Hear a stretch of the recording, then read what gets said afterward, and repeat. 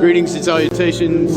Here is a dose of my other life, aside from the rugged individualism that I practice on the regular. I also do ballroom dance. Tonight is our 2022 Christmas party, and Katrina has dished the place up something nice. So let me give you a tour around of the studio. This is the lovely lobby area. Very pretty, very nice, very refined. Bourgeois, if you will. Which I am not bourgeois.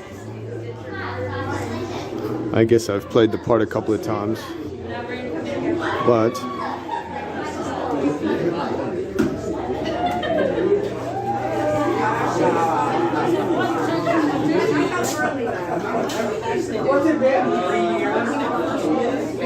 some dancing is soon to follow.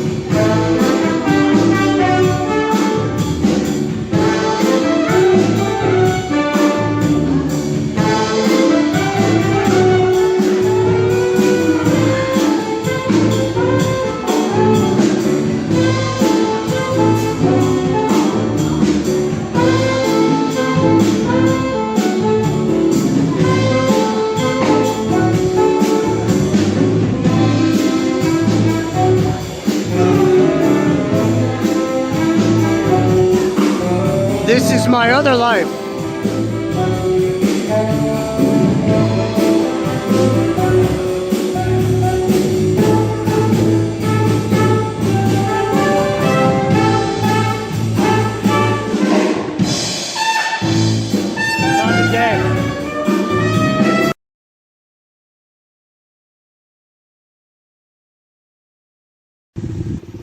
Greetings and salutations on this fine Friday, December 16th, 2022, and as you can see, the sun is finally shining. We've had, must be 3 weeks of gray. Anyway, it's still a little on the chilly side, but hey, it's winter, well, fall. But let's see, greetings from Oxford, and it's a beautiful day. One of the objectives that I had this weekend in particular was to take the generator, which I have now running, the 4 kilowatt generator anyway, and make sure that it can charge the Titan in cases like our seemingly annual 2 to 3 week period of just pure cloudiness and disgust with respect to the weather. And so it's nice to have the backup generator. I got it up and running. I got the car cleaned up and put back on the machine. I just had to clean out the throttle port and the choke port. Both valves were actually hung up from residue back in the day, which I suspect is why Dad had so much problem with the when he put a load on the generator, it would shut down. And of course, if the generator can't, throttle the throttle, then it's going to have a hard time and it's going to struggle. Anyway, so it seems to be charging the Titan, and the Titan did have some juice last night, about 25% from this last week. So that got me through the night, but we got a nice solid robust charge going now, and much of that is coming off of the generator. So I'm pleased. That's good stuff. Ladies are still happy, the cabbages are still happy, and the blueberries are still happy, and the strawberries are, well, the vertical strawberry towers have a ways to go, but this is not the time of year for them to go spreading their wings. Anyway, so I got that done, and holy shit, yeah, you can see the load of pallets that I have this week. Merchandise Concepts loads me up every year about this time.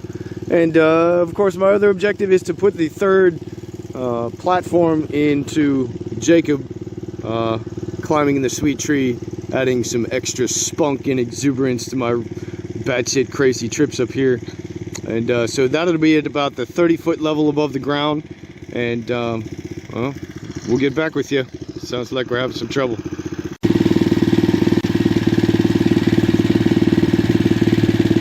Just needed gas.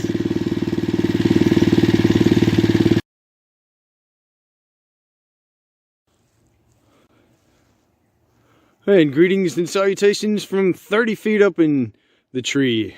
Here, Jacob. I call the tree Jacob because when I asked the tree its name, that's what came to mind. Anyway, now I'm doing my batshit crazy Swiss Family Robinson shit.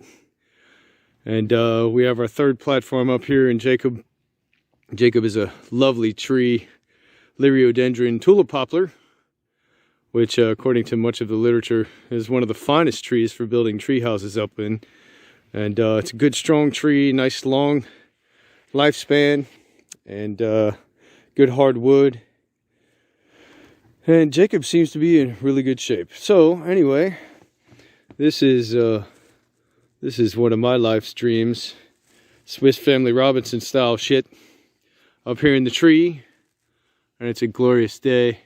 Not on the cool side, but anyway, here's the update from earlier in the weekend. And there's the old farmhouse, the original property that was on this place. And here, of course, is my compound. Old Gertrude, the trailer, Bob, the truck, greenhouse, shed. First thing I built when my brother died, so we could get rid of the storage unit. And, of course, the house. And let's see, that's the biogas shed. And here we are, taking it in, man. So, ultimately, I'd love to have a bridge crossing from here over to that tree, or that set of trees. Put a nice platform up there, probably about the same height, 30 feet. And branch out. I think one of the first branches I'm gonna make is from the leap from this platform here over to that tree, and that will establish the very first inkling of the tree village that I hope to have out here one day. And ultimately love to link all the trees up together all the way up to my far east side, which we can't really see from here yet, but it's way over there, about 1,800 feet that way. And there's plenty of topography, you know, it's a rolling land and such. I'm 30 feet up, and I'm probably about ground level with the farmhouse over there, but the view is still pretty spectacular. And so anyway, my batshit craziness continues. So for now, enjoy that glorious sun, which we haven't gotten much of in the last few weeks. So soak it up and enjoy the peace of nature.